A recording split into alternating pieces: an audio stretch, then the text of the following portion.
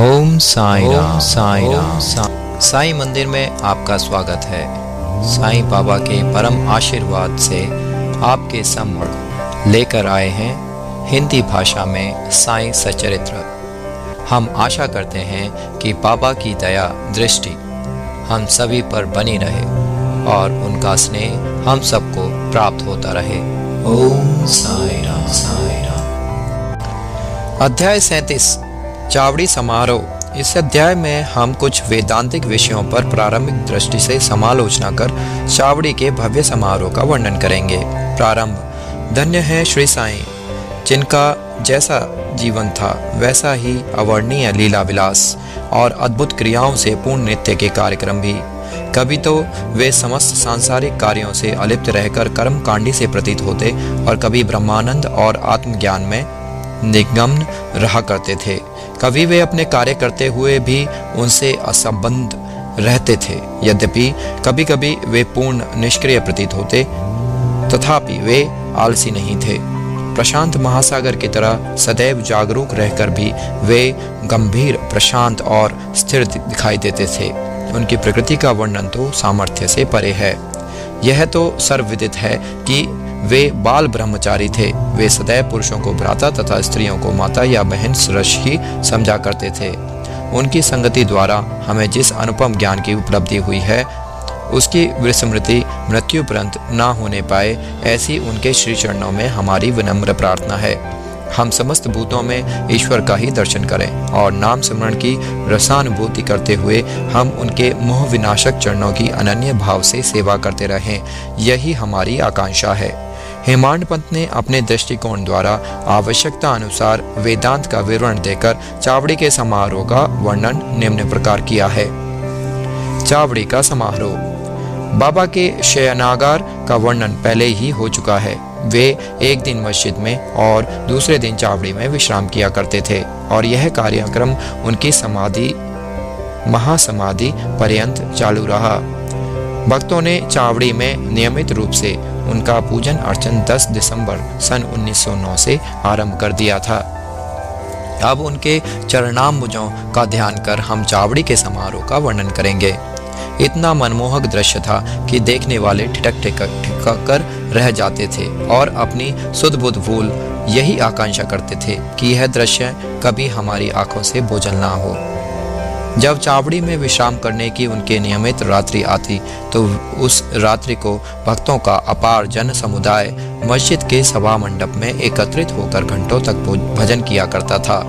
उस मंडप के एक ओर सुसज्जित रक्त रखा रहता था और दूसरी ओर तुलसी वृंदावन था। सारे रसिक जन सभा मंडप में ताल, चिपलिस, करताल, मृदंग, खंजरी और ढोल आदि नाना प्रकार के वाद्य लेकर भजन आरंभ कर देते थे।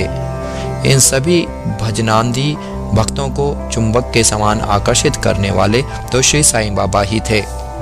मस्जिद के आंगन को देखो तो भक्तगण बड़ी उमंगों से नाना प्रकार के मंगल कार्य संपन्न करने में संलग्न थे।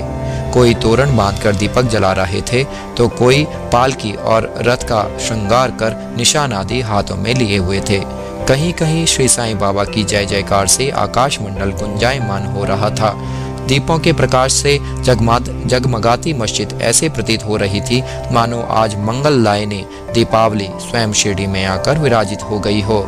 मस्जिद के बाहर दृष्टिपात किया तो द्वार पर श्री साईं बाबा का पूर्ण सुसज्जित घोड़ा श्याम सुंदर खड़ा था। श्री साईं बाबा अपनी गादी पर शांत मुद्रा में विराजित थे कि इसी बीच भक्त मंडली सहित तात्या पाटिल ने आकर उन्हें तैयार होने की सूचना देते हुए उठने में सहायता की।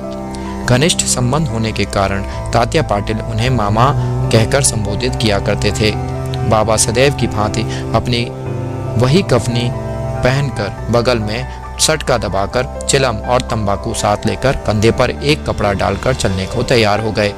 तभी तात्या पाटिल ने उनके कंधों पर एक सुनहरा जरी का शेला डाल दिया। इसके पश्चात स्वयं बाबा ने धूनी को प्रज्वलित रखने के लिए उसमें कुछ लकड़ियां डालकर तथा धूनी के समीप के दीपक को बाएं हाथ से बुझाकर चावड़ी को प्रस्थान कर दिया। अब नाना प्रकार के वाद्य बजने आरंभ हो गए और उनसे विविध स्वर निकलने लगे। सामने रंग बिरंगी आतिशबाजी चलने लगी और नर नारी भांति भांति के वाद्य बजाकर उनकी कीर्ति के भजन गाते हुए आगे आगे चलने लगे। कोई आनंद विभोर हो नृत्य करने लगा तो कोई अन्य प्रकार के ध्वज और निशान लेकर चलने लगा।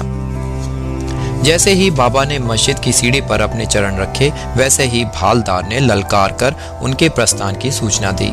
दोनों ओर से लोग चंवर लेकर खड़े हो गए और उन पर पंखा झलने लगे। फिर पथ पर दूर तक बिछे हुए कपड़ों के ऊपर से समारोह आगे बढ़ने लगा।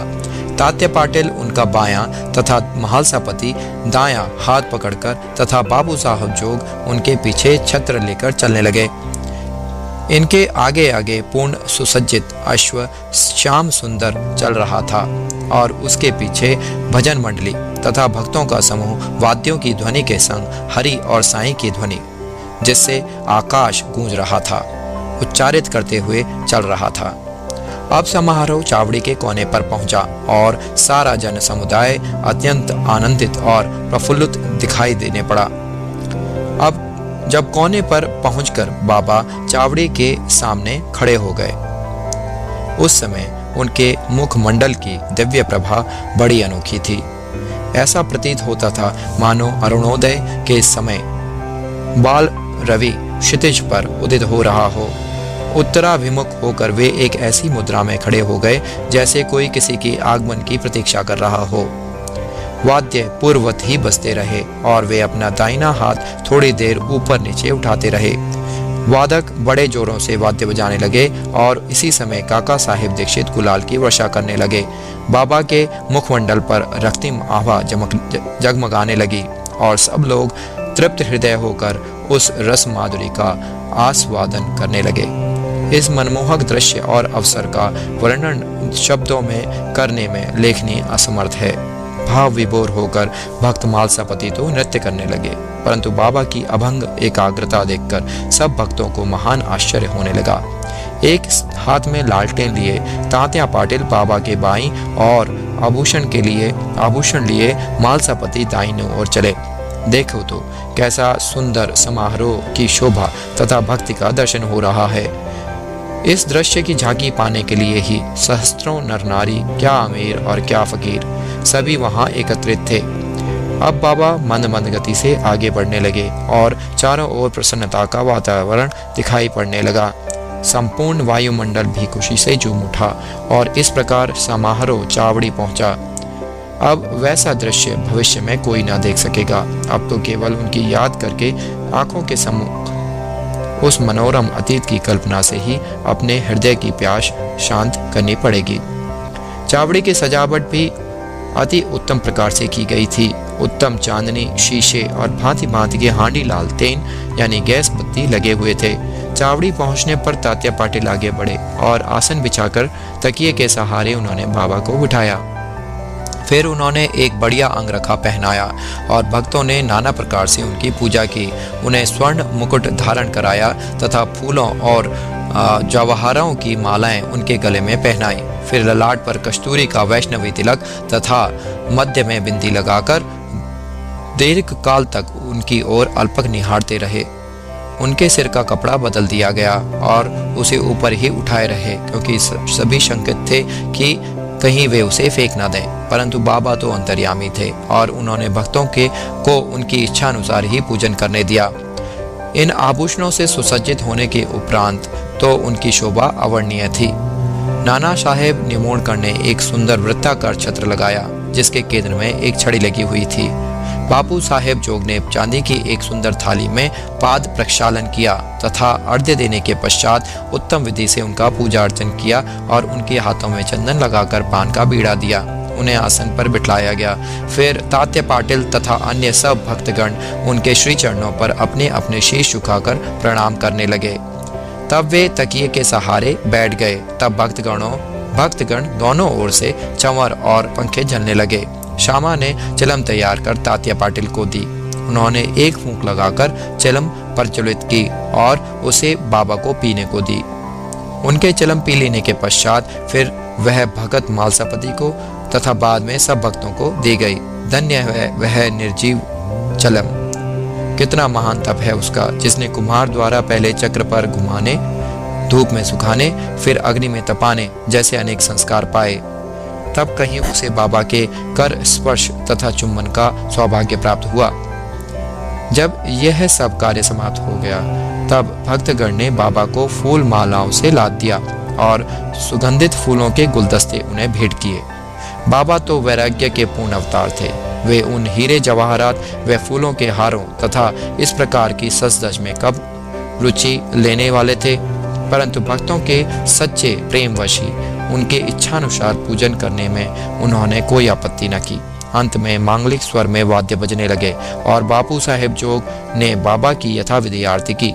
आरती समाप्त होने पर भक्तों ने बाबा को प्रणाम किया और उनकी आज्ञा लेकर सब एक एक करके अपने घर लौटने लगे। तब तात्या पाटिल ने उन्हें चिलम पिलाकर गुलाब जल, इत्र आदि लगाया और विदा लेते समय गुलाब का एक पुष्प दिया। तभी बाबा प्रेम पूर्वक कहने लगे कि तात्या, मेरी देखभाल भली बात ही करना। तुम्हें घर जाना है तो जाओ, परंतु रात्रि में कभी कभी आकर मुझे देख भी जाना। तब स्वीकारात्मक उत्तर देकर तात्या पाटिल चावड़ी से अपने घर चले गए। फिर बाबा ने बहुत सी चादरें बिछाकर स्वयं अपना बिस्तर लगाकर विश्राम किया। अब हम भी विश्राम करें और इस अध्याय को समाप्त करते हुए हम पाठकों से प्रार्थना करते हैं कि वे प्रतिदिन शयन के पूर्व श्री साईं बाबा और चावड़ी के समारोह का ध्यान अवश्य कर लिया करें। श्री सद्गुरु साईनाथार्पणमस्तु। शुभम भवतु।